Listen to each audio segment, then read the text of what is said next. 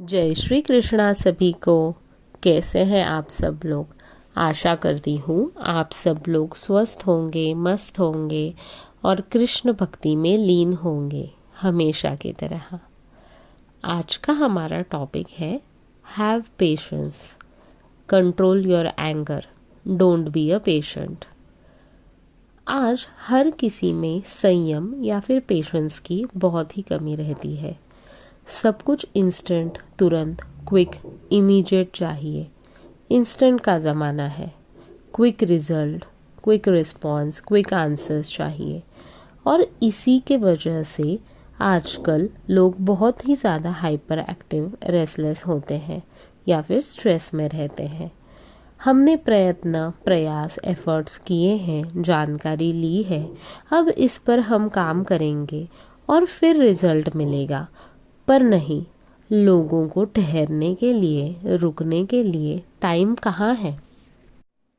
हमने अभी ये किया है और हमें जल्दी जल्दी इसका परिणाम दीजिए, यही मानसिकता आजकल रहती है।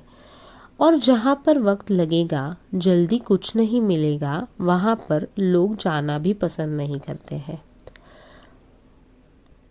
और हमारी इस वृत्ति से हम क्रोध की भावना को बढ़ा देते हैं।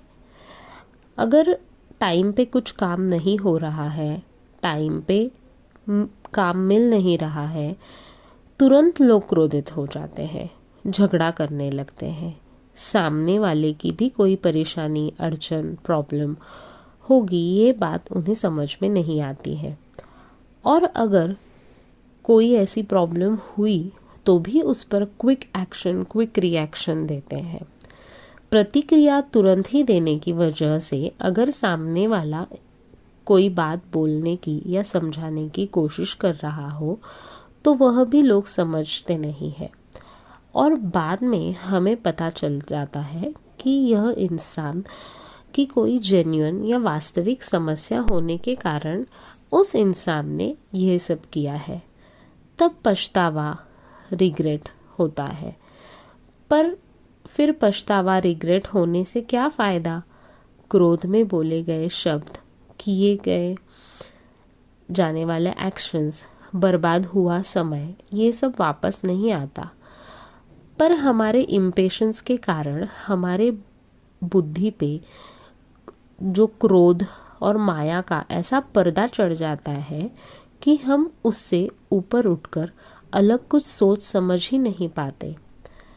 इम्पेशंस की वजह से क्रोध में आकर हम कई बार जिंदगी में गलत निर्णय ले लेते हैं, जिनका असर हम पर और हमारे परिवार पर आगे जाकर लंबे समय तक रहता है और हमें वह भुगतना भी पड़ता है।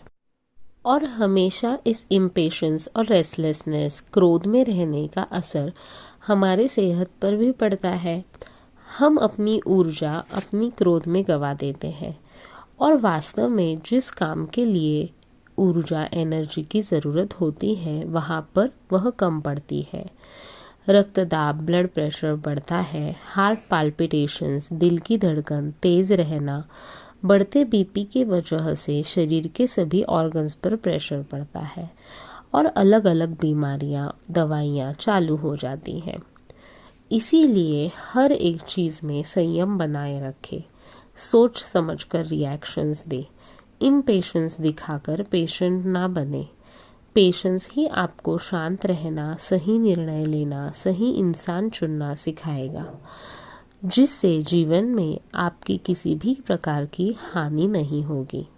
खुद में बदलाव करें, खुद पर काम करें, शांति, संयमी भाव खुद में बनाने की कोशिश करें। भगवान के साथ आने वाले नवयुग निर्माण के समय में इसी संयमी स्वभाव की या पेशेंस की, क्रोध रहित स्वभाव की हमें बहुत ही ज़्यादा ज़रूरत पड़ने वाली है।